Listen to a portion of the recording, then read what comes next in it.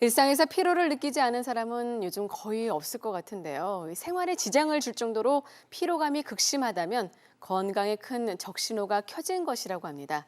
네, 오늘 이 시간에는요, 장기간 피로가 지속되는 만성 피로의 원인 가운데 하나인 호르몬에 대해서 자세히 알아보도록 하겠습니다.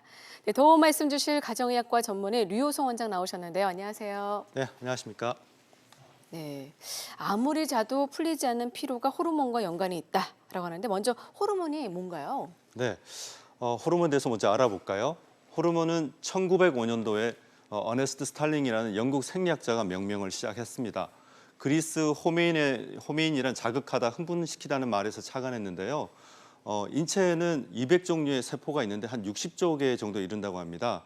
바로 이 호르몬이 세포들끼리 의사소통을 하는 데 쓰이고 있는 거죠.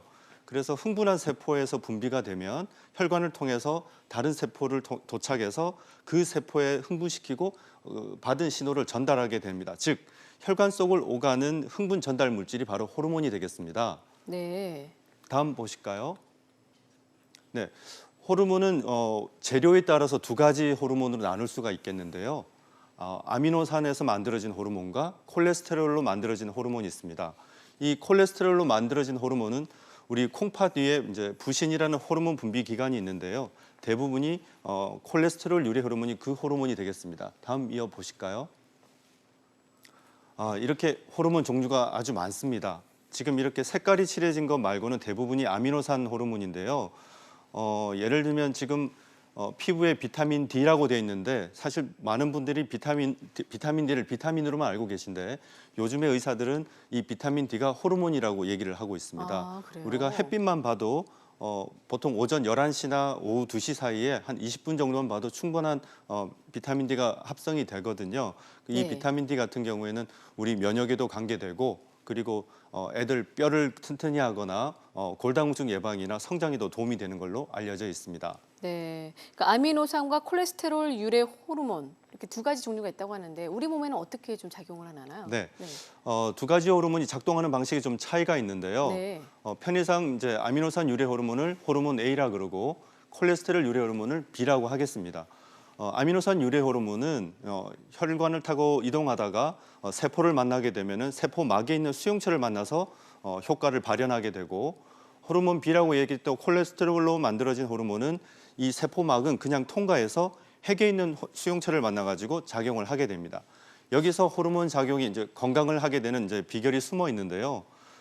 아미노산 유래 호르몬은 결국은 단백질을 원료로 하기 때문에 이 단백질을 잘 섭취하고 소화, 네. 흡수하는 것이 관건이 되겠고요. 호르몬 B라 칭했던 콜레스테롤 유래 호르몬은 세포막 기능이 좋아야 되는데 다음 슬라이드 잠깐 보실까요? 네, 이게 우리가 흔히 얘기하는 이제 세포의 구조입니다. 세포의 단면이 되는데 이 세포막을 보면 자세히 보면 이렇게 이중 지질 구조로 되어 있습니다. 이 세포막을 아까 콜레스테롤 호르몬이 잘 통과해야 되는데 이 지방으로 되어 있는 이 세포막을 잘 우리가 이제 건강을 표현하는 게 유동성이라고 표현하는데 네. 이 유동성에 도움을 되는 것이 바로 닭과 불포화 지방산으로 알려져 있는 오메가3가 되겠습니다. 오메가3 섭취를 잘 하는 것도 호르몬 기능을 좋게 하는데 도움이 되겠습니다. 그렇기 때문에 그러면 이제 말씀 들어보면은 단백질하고 지방 섭취를 좀 잘 해야 되겠네요. 네. 네. 근데 일부는 맞고 일부는 틀리다고 할 수 아, 있겠는데요. 그래요? 섭취뿐만 아니라 좀 전에 해드렸다시피 소화하고 흡수하는 것도 문제가 되겠고 네. 그 외에도 이것을 조절하는데 이제 신경계가 아주 크게 작용하고 있습니다. 인간의 신경계를 보면은 중추신경계와 말초신경계로 나뉘는데요. 우리 흔히 아시다시피 이제 뇌에서 출발하는 중추신경계 그리고 척추까지를 우리가 얘기를 합니다. 그리고 이제 사지 말단으로 뻗어나가는 체성신경계하고 이 몸통 안 모든 내부 장기를 조율하는 자율신경계가 있는데요. 이 자율신경계는 척추 앞과 옆에 31쌍이 존재를 하고 있습니다. 이 자율신경계를 다시 말씀드리자면은 신체 내부 장기의 기능 및 항상성을 조절한다고 조금 전에 말씀을 드렸는데 혈관 수축뿐만 아니라 침샘이라든지 눈물샘 그리고 호르몬 분비에 바로 관여를 하고 있기 때문에 자율신경계가 중요하다고 말씀드리는 겁니다. 그리고 소화기 운동이나 방광 운동까지도 조절하고 있죠. 다음 보실까요? 예. 그런데 이 자율신경계는 여기 보시다시피 이게 이제 자율신경계 절이 되겠습니다. 근데 이 척추 안에 있는 채성신경계와 연결이 돼 있거든요. 그래서 우리 흔히 그냥 아이고 허리야, 아이고 목이야, 어깨야 그러시는데 이 척추신경을 통해서 느끼는 이 통증이 자율신경계에 영향을 미친다는 겁니다. 그리고 아까 말씀드렸다시피 이 자율신경계는 내분비계에 영향을 미치기 때문에 통증하고도 내분비 건강하고도 상관이 있는 것이죠. 아, 그래서 우리가 허리가 아프면은 이제 다 통증으로 느낄 수 있는 게 바로 그런 네네. 원인일 것 같은데요. 이 중추신경이 호르몬 분비 조절을 역할을 하고 있다라고 알 수가 있겠는데 어떤 내용인지 좀 구체적으로 설명 호르몬 분비 부탁드리겠습니다. 중추에서 좀 조절하는 거 다시 자세하게 말씀을 드리자면 네. 뇌하수체라고 흔히들 아마 들어보셨을 겁니다. 이 뇌하수체가 여기 가운데 중심에 보시는 이 주머니처럼 돼 있는데요. 이 위에 시상하부가 있고 시상하부 아래에 바로 있는 것이 뇌하수체가 되겠습니다. 뇌하수체는 전엽과 후엽으로 두 가지로 나뉘어지는데 보시다시피 갑상선이라든지 콩팥에 있는 부신 그리고 난소나 정소, 뼈나 근육까지 이 신체 각각이 흩어져 있는 내분비 기관을 자극하는 호르몬을 분비하는 것이 뇌하수체가 되겠습니다. 그리고 이 시상하부에 보면은 이 노랗게 보이는 이 선들이 있는데 이게 바로 신경다발이거든요. 그래서 신경계가 호르몬 분비 중추의 중추를 조절하신다고 보시면 되겠습니다. 네. 방송 중 궁금한 점 있으신 분들은요. 026938-2060, 026938-2060으로 전화 주셔서 류호선 원장과 직접 상담 나눠보시기 바라겠습니다. 지금 전화 주세요.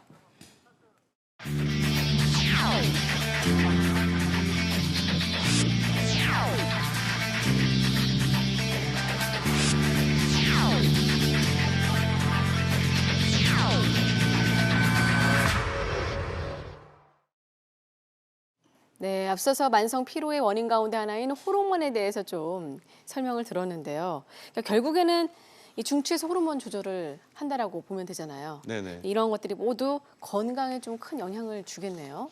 네, 그렇죠. 척추 건강이 단순히 통증뿐 아니라 자율신경계와 내분비 건강에 많은 영향을 미치게 되는데요. 세포의 흥분 상태를 전달하는 두 가지 경로가 있습니다. 자율신경계와 바로 내분비가 되겠는데요. 내분비 중추인 시상하부와 대뇌 변형계가 자극을 받으면 근육이나 내분비 기관 그리고 면역을 조절하는 림프 세포의 자율신경계가 호르몬의 신호를 보내게 됩니다. 그런데 냄새나 맛 그리고 얼굴 표정 그리고 위장관 혈압 식중독이나 멀미 같은 이런 신호가 오면은 뇌관에 위치한 핵에서 정보를 조정해 가지고 내분비 중추인 시상하부에 전달하게 됩니다. 그래서 좋은 향기나 아로마 그리고 맛있는 음식이나 행복한 표정을 지으면 좋은 자극이 되어서 신체 각 부분에 호르몬을 잘 흐르게 하죠. 예전에 웃으면 복이 와요. 그리고 엔돌핀이 흐르게 한다고 해가지고 네. 면역력이 증가된다고 해서 한참 유행한 적이 있었는데요. 네, 맞습니다. 이 기전을 보면 이제 이해가 가실 겁니다. 웃으면 복도 오고 면역력도 높아집니다. 그렇군요. 웃으면 복이 오고 면역력이 높아지니까 좀 많이 좀 웃으셔야 될 것 같습니다. 근데 그 좋은 감정이 그 호르몬과 아주 밀접하게 연결이 돼 있다라고 할 수 있는데 호르몬 그러면 건강을 높이는 방법 또 어떤 게 있을까요? 네. 네, 호르몬 건강과 관련 있는 것을 몇 가지 더 살펴보겠습니다. 신경은 전기 신호로 정보가 전달되는데요. 신경 말단 부위에 이르면은 이 신경 전달 물질이라는 화학 물질의 확산의 형태로 바뀌게 됩니다. 네. 그런데 이 신경 전달 물질의 90% 이상이 바로 장에서 만들어지는데요. 다음 슬라이드 보실까요? 그래서 장 건강이 신경 건강에 영향을 미치게 됩니다. 일전에도 말씀드렸는데 장 투과성을 증가시키는 세 가지 요소가 있습니다. 네. 밀가루 음식을 대표로 하는 이제 글루텐이라든지 장내 세균 불균형, 그리고 환경 호르몬 때문에 장 누수 증후군이 생기고 이 때문에 영양분의 흡수부터 자가 면역 질환이라든지 음식물 알레르기 그리고 전신 염증 반응이 생길 수가 있겠습니다. 다음 보실까요? 네, 그래서 이 환경 호르몬은 요즘 다큐멘터리도 많이 나오니까 알고 네네네. 계실 텐데요. 일상생활에서 환경 호르몬을 멀리하는 방법으로는 비닐랩 같이 플라스틱 성분으로 된 것을 씌워가지고 음식물을 데운다든지 아니면 뜨거운 캔 음료 그리고 코팅된 종이컵에 우리가 흔히 커피를 담아 먹잖아요. 네네네. 이런 것들이라든지 컵라면 같이 이렇게 또 플라스틱 용기를 쓰는 것들을 네. 피하시는 게 좋겠습니다. 제가 늘 하는 것들인데요. 네, 전자레인지에 플라스틱 네, 하고 뜨거운 캔 음료 좋아하고 네, 이런 걸 좀 조심해야 될 것 같은데 호르몬 특히 분비가 잘 되는 시간이 따로 있나요? 어떻습니까? 예. 네. 이 호르몬 늘상 뭐 똑같은 농도로 유지되는 것이 아니라 네. 하루에 24시간 일주기에 따라서 변동을 합니다. 화면에서 보시는 것처럼 멜라토닌이나 성장 호르몬은 밤 10시부터 2시 사이에 농도가 최고조가 되는데 이때 잠을 자야지 분비가 잘 돼서 네. 고장난 세포도 고치고 그리고 키도 잘 크게 되죠. 아. 다음 보시면은 그래서 지금까지 이제 말씀드린 바를 좀 종합해서 말씀드리자면은 신경 내분비 계통을 잘 좋게 하려면은 일단 장 건강이 좋아야지 네. 신경 전달 물질을 잘 만들 수 있습니다. 그리고 밀가루 음식을 줄이고 유산균을 잘 챙겨 드시고 환경 호르몬을 피해야지 또 장 건강이 좋아지죠. 그리고 단백질 흡수가 잘 되도록 위산 분비가 잘 되려면은 헬리코박터균도 없어야 됩니다. 헬리코박터균이 없어야 된다는 거죠. 네네. 네. 그리고 췌장에서 소화효소도 잘 분비가 돼야 되고, 그리고 아까 세포막 건강을 위해서는 우리 필수 지방산인 오메가3 지방산이 필요하다고 말씀드렸고, 네. 그리고 스트레스 조절이라든지 숙면을 잘 해야지 호르몬이 잘 분비가 됩니다. 그리고 마지막으로는 아까 자율신경계 건강이 내분비 건강하고 연관이 되니까 이 자율신경계가 건강하려면은 척추가 건강해야 되거든요. 네. 특히 우리 뇌에서 바로 나오는 목 건강을 지키는 것이 아주 중요하겠습니다. 네. 그러니까 지금 설명을 들어보니까 장 건강, 척추 건강이 가장 좀 토대가 돼야 될 것 같습니다. 자, 그런데 이 호르몬이 어떻게 만성 피로에 좀 작용을 하게 되는 거죠? 그러면요? 네. 우리가 스트레스를 받으면 호르몬 중추인 시상하부를 자극하게 됩니다. 그러면서도 이제 뇌하수체를 통해서 콩파디에 있는 부신하고 정소 및 난소 그리고 갑상선에도 영향을 미치게 되는데요. 이것이 서로 연결되어 있어가지고 호르몬들 간에도 상호작용을 하게 됩니다. 부신 기능 하나만 잡아도 갑상선과 난소 호르몬의 기능이 대폭 개선되는 경우도 많습니다. 지금 슬라이드를 보시면은 우리가 체형을 봐도 어느 호르몬에 문제가 있는 것을 대충 짐작할 수가 있는데요. 그런가요? 네. 네. 복부가 늘어지게 되면은 부신에 문제가 있거나 네. 아니면 여성분들 중에 허벅지나 엉덩이 중심으로 살이 찌게 된다면은 네. 폐경 후에 여성 호르몬이 감소가 되어 있거나 아니면 에스트로겐 우세증이 있거나 또는 전신에 고루 살이 쪄 있거나 또 약간 부는 듯하게 보이신다면 네. 갑상선 기능 저하가 있는지 의심해 볼 수가 있고요. 그리고 목욕탕 가시면은 우리 중년 남성들 배만 볼록하게 나온 걸 많이 보실 텐데 네네네, 그런 많죠. 경우에는 간 기능 저하나 인슐린 저항성으로 인한 경우도 많습니다. 네, 대사증후군이란 말이죠.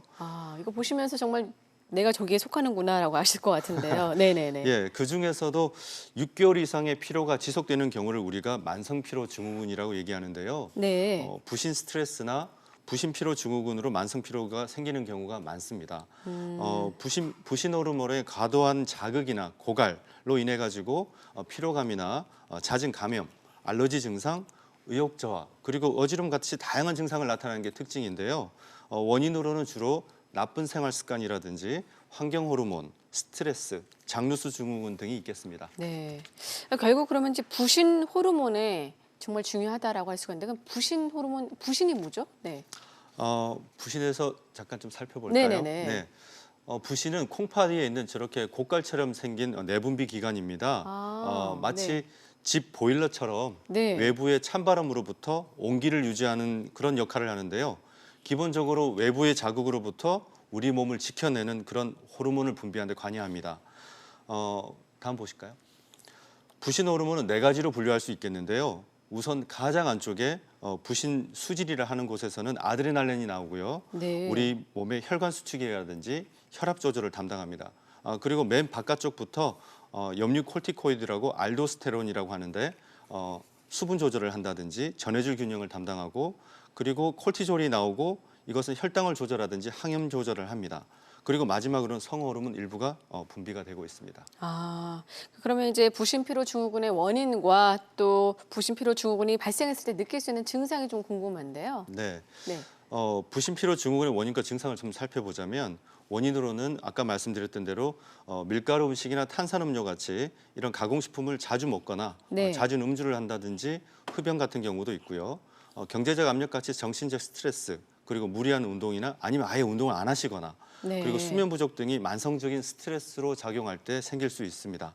이로 인해 가지고 콜티졸이랑 부신 호르몬이 좀 떨어지게 되면 만약에 자율신경계 이상이 오게 된다면은 소화불량이나 두통, 혈압의 변동 때문에 기립성 저혈압이 올 수가 있고요. 네. 그리고 면역계 이상이 온다면은 감기가 자주 오거나 그다음에 관절 통증, 알레르기 반응이 나타날 수가 있습니다. 또는 스트레스에 대한 대응력이 부족해져서 아침에 일어나기 힘들다거나 아니면 집중력이 떨어지고 그리고 의욕이나 성욕이 떨어지면서 혈당이 떨어져서 저혈당 증세를 경험할 수도 있겠습니다. 네. 네, 방송 보시면요. 네. 만성 피로 증후군에 대해서 궁금한 점 있으신 분들은요. 026938-2060, 026938-2060으로 전화 주셔서 친절한 상담 받아보시기 바라겠습니다. 네, 과거에는 사실 없었잖아요. 없지 않았나요? 6개월 이상 이게 장기간 네. 네, 피로 증후군이 있다는 것. 현대인들이 이렇게 좀 많아지는 이유 아무래도 스트레스입니까? 네. 어떻습니까? 부신 피로 증후군의 원인을 좀 보면은 네. 지금 그림에 보시는 것처럼 아주 다양합니다. 뭐 정신적, 육체적 스트레스라든지 뭐 알레르기, 수면 부족, 그리고 식습관, 커피를 자주 마신다거나 뭐 설탕 같이 달달한 음식 먹는 것도 네. 원인이 되는데요. 다음 보시면은 바로 이러한 거는 방금 말씀하신 대로 현대인들은 유독 많은 이유는 라이프 스타일의 변화가 아닌가 생각이 듭니다. 표에서 보시는 것처럼 현대인들은 잠자리에 드는 시간도 확실히 옛날보다는 좀 늦어지고 네. 그리고 그렇기 때문에 이제 부신 호르몬이나 멜라토닌 같이 이런 성장 호르몬 같이 불균형이 생기면서 세포가 치유될 시간을 못 얻게 됩니다. 뿐만 아니라 가공식품도 많이 먹게 되면서 장 기능이 떨어지고 체내 독소도 증가하면서 이런 문제가 생기는 것이죠. 네.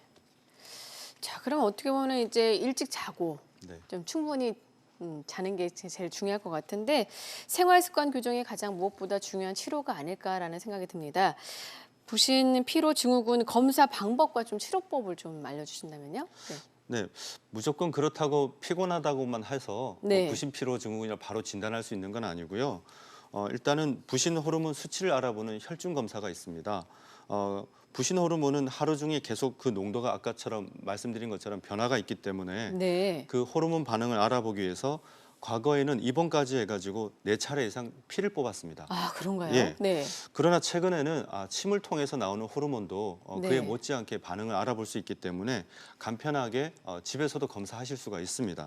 그 외에도 모발 미네랄이라든지 그다음에 부신 상태를 또 유추하기 위해서는 요즘에는 더치 테스트라고 네. 소변통에서 또 하는 검사도 있거든요. 아, 그리고 치료를 또 살펴보면은 말씀하신 대로 생활 습관 교정하는 게 제일 필수가 되겠죠. 네. 규칙적인 생활이라든지 식사, 숙면, 스트레스 조절이 일단 필요하고요. 네. 그리고 피해야 할 음식으로는 정제 탄수화물, 그리고 밀가루가 많은 글루텐 음식이라든지 가공식품, 인스턴트 식품, 잦은 음주 등이 있겠습니다. 그리고 지친 부신을 서포트할 수 있는 부신 영양요법이 있고요.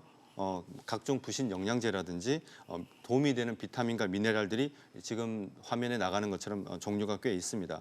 그리고 마지막으로 말씀드리고 싶은 거는 아까 말씀드렸던 대로 이 자율신경계가 연결되어 있는 것이 척추입니다. 네. 그래서 척추 건강 통증이 있으시다면은 도수 치료라든지 요가 그리고 척추 기립근, 척추 뒤를 세워주는 이 근육이 있는데요. 네. 그 근육을 튼튼하게 하기 위해서 요즘 코어 엑서사이즈라고 많이 유행하시죠? 예, 네. 중심 근육 운동이 도움이 되겠습니다. 아, 그러니까 틈틈이 좀 운동도 하시고 또 무엇보다도 규칙적인 생활하는 게 가장 좀 중요할 것 같습니다. 자, 또 어떤 호르몬이 또 만성 피로를 좀 유발하게 되나요? 네, 스트레스를 받게 되면은 네. 시상하부를 통해서 부신과 갑상선 모두 자극을 받게 되는데요. 특히 부신 스트레스에 빠질 때 오히려 갑상선 억제됩니다. 그래서 부신 기능 저하가 오게 되면 갑상선 기능 저하가 오게 되고 이로 인해 가지고 세포 대사율이 떨어지면서 피로감도 오고 또 피로 증상 외에도 추위를 탄다든지 살이 잘 안 빠진다든지 기억력이 떨어지고 집중력이 떨어진다든지 이러한 증상들이 나타날 수가 있습니다. 다음 슬라이드 보시면요.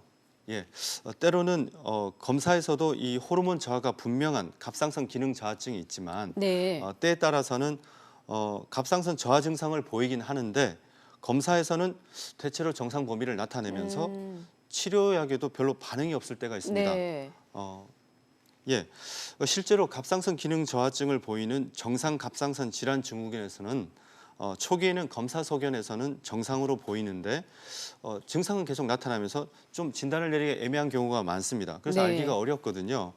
그래서 도표에서 보시는 것처럼 갑상선 기능 항진이라든지 정상일 경우에는 특별하게 나타나지는 않는데 이 갑상선 기능 저하가 있을 때 염증 수치가 훨씬 높게 나타나는 그런 논문 자료가 여기 있습니다. 네. 만성 저강도 염증을 일으킬 만한 질환과 관련이 높다는 얘기죠. 예, 다음 슬라이드 보시면 2009년도에 발표된 한 논문입니다. 갑상선 기능이 위 배출이나 위의 운동성, 위산 생산이라든지 이런 장내 미생물 균형과 직접적으로 연관이 있다는 논문입니다. 앞서 소개한 염증 관련성과 장 기능을 연관 지어 볼 때 장 면역에 많은 영향을 끼치는 장누수 증후군에 대해서 내가 혹시 그런 건 아닌지 한번 살펴보는 것도 필요하겠습니다. 이 때문에 네. 밑에 언급되어 있는 것처럼 소변 유기산 검사라든지 음식 민감성 검사 같은 기능의학적 검사를 고려하는 것도 필요하겠습니다. 네. 결국은 어떻게 보면 좀 설명 들으면은 장과 좀 많이 좀 밀접하게 연결이 네네네. 돼 있는 것 같아요. 네, 갑상선 기능 저하 같은 경우에 이제 검사 소견만으로 좀 정확하게 또 진단하기 좀 어렵다라고 하셨는데요. 그럼 좀 어떤 방법이 있을까요? 네. 네, 네 가지 우리 인체 생체 징후에는 호흡수라든지 네. 맥박, 체온, 그리고 혈압 등이 있는데요. 네. 바로 이 처음 세 가지가 속도와 바로 관련이 있습니다. 네. 폐와 심장, 그리고 대사는 속도로 평가하게 되는데 그 속도를 조절하는 것이 바로 갑상선입니다. 그런데 이 갑상선 기능 검사가 체온을 측정하거나 대사율을 체온을 측정한다고 해서 대사율을 반영하지가 않습니다. 그래서 혈액 검사만으로 갑상선 상태를 제대로 반영하기가 힘든 게 바로 그 이유 때문입니다. 그래서 체온이나 피로감 같은 환자의 임상 증상이 더 중요하다고 볼 수 있겠습니다. 체온을 측정하는 방법으로는 두 가지 방법이 있는데요. 네. 누구나 집에서 할 수 있습니다. 네. 첫 번째는 겨드랑이에 한 10분 정도 꽂아놓고 체온이 36도, 36.7도가 넘지 않으면은 일단 의심을 해볼 수가 있겠습니다. 그리고 구강 내에서 측정하는 방법이 있는데 아침에 일어나자마자 시작해서 3시간 간격으로 하루 3번 측정하는 것입니다. 이때 37도가 넘지 않으면 역시 기능 저하를 의심해 볼 수가 있겠습니다. 네. 그러나 여자분들은 이 생리나 배란을 하시기 때문에 그에 네. 따라서 기초 체온이 변동되는 걸 다 아실 겁니다. 그래서 생리 3일 전에는 오류가 날 수 있기 때문에 그때는 피하시는 게 좋겠고 생리 2일째부터 체온을 측정하셔도 좋겠고요.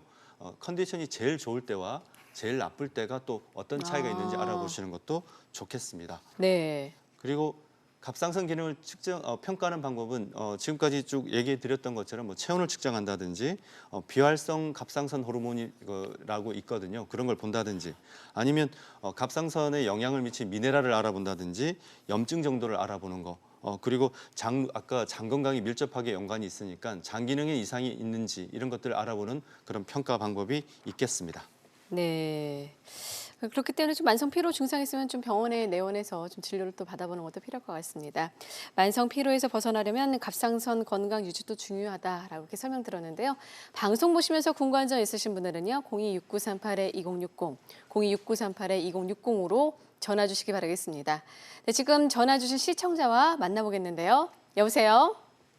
여보세요? 네, 안녕하세요. 반갑습니다. 안녕하세요. 네, 조금 더 목소리를 좀 크게 내주시면 감사하겠고요. 어떤 점이 궁금하신가요? 항상 피곤해서요. 잠자는 시간하고는 상관없이 네, 아침에 일어날 때서부터 눈이 졸려온 눈처럼 떠지면서 종일 피곤해요. 네, 나중에는 한 오후쯤 되면 정신도 막 몽롱해지는 것 같고 굉장히 그 외출하는 것도 좀 겁이 나고요. 네. 근데 그게 어떤 날은 더 하고 어떤 날은 덜 하고 그래요. 그래서 제가 한 10년 전에 갑상선 암으로 해서 갑상선을 드러내고 지금 호르몬약을 복용 중이거든요. 아, 그러시군요. 그래서 그 1년에 한 번씩 정기 검진하면서 네, 그 지금 예후를 지켜보고 있는데 아무 이상 없고 그냥 네. 병원에서 처방해 준 대로 지금 약을 복용하고 있는데 뭐 때문인지 항상 피곤해서요. 그래서 전화드렸어요. 네, 전화 잘 주셨습니다. 그럼 원장님 한번 상담 나눠보실까요? 네. 네. 안녕하세요. 안녕하세요. 네, 그러니까 안타깝게 갑상선 암 때문에 수술을 하시고 제거를 하시고 네. 갑상선이 현재 없기 때문에 갑상선 그 합성 갑상선 약을 드시고 있다는 얘기시죠? 네, 네. 예. 이런 경우가 네. 제가 지금 말씀드린 거하고 연관이 참 많겠는데요. 이렇게 단일 갑상선 약물을 드시면서 이 저하증, 뭐 춥다든지 피곤하다든지 하시는 그런 증상을 경험하시는 경우가 많습니다.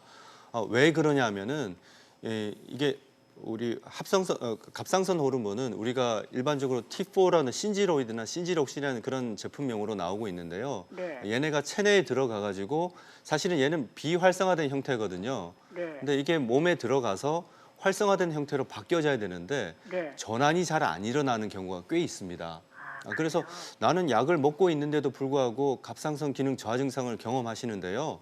이런 경우에 병원에 내원하셔가지고 그런 비활성 갑상선으로 그런 것 많다든지 아니면 전환 장애가 있는지는 아는가 하고 검사를 좀 해보시는 게 좀 필요할 것 같아요. 네. 어떤 검사를 하게 되나요, 그러면요? 그러면 이제 아까 잠깐 언급을 했는데 비활성 갑상선 호르몬이라고 RT3라고 하는 네. 호르몬이 있습니다. 네. 그런 걸 볼 수도 있고 그리고 내가 그런 염증이나 아니면은 갑상선과 함께 자주 등장하는 게 아까 첫 번째 언급드렸던 부신 호르몬 기능 저하가 있거든요. 그러니까 그런 것들이 저하는 있지 않은지 그리고 또 내가 하고 있는 것 중에 실제로 나쁜 식습관이라든지 이런 것들과 연관되지 않는지 살펴보는 게 필요할 것 같습니다. 네. 그리고 무엇보다도 아까 언급드렸다시피 체온을 재보시면 네. 내가 실제로 약을 먹고 있는데도 불구하고 갑상선 기능이 잘 원활하게 되지 않는지 집에서도 쉽게 체크하실 수 있을 겁니다. 집에서는 틈틈이 한번 체온을 재보시고 병원에 가셔서 어떻게 보면 소변 검사를 통해서 지금 말씀하신 것들을 좀 알아볼 수가 있는 거죠. 혈액 검사라든지 네. 소변 검사라든지. 네, 예. 이 두 가지를 통해서 검사를 하신 다음에 자 그러면 병원에서는 어떻게 좀 치료를 하게 되고 집에서는 또 어떤 치료를 거치게 네. 되나요? 그래서 만약에 네. 지금 전화 주셨던 분처럼 체온을 쟀는데 아까 겨드랑이 체온이 36.7도가 넘지 않는다든지 네. 입안에 쟀더니 37도가 넘지 않는지 이러시면 병원에 오시게 되면은 이게 전환이 잘 되는지 아니면 다른 호르몬과 연관은 되는지 알아보게 되는데요. 이럴 때 전환이 잘 안 된다면은 병원에서는 활성화된 형태의 갑상선 호르몬 약이 또 따로 있습니다. 네. 그런 복합제를 처방받는다든지 아니면 아까 말씀드렸던 부신 피로가 있으면은 부신 피로를 향상시켜주는 그런 치료를 받는다든지 그러시면 도움이 될 것 같습니다. 네, 전화 주셔서 감사합니다. 지금 말씀해 주신 거 잘 참고하셔서 치료를 좀 적극적으로 받아보시기 바라겠습니다. 네, 그러면 지금 이렇게 갑상선 호르몬 생산에 도움이 되는 영양소를 조금 더 설명을 해주신다면요?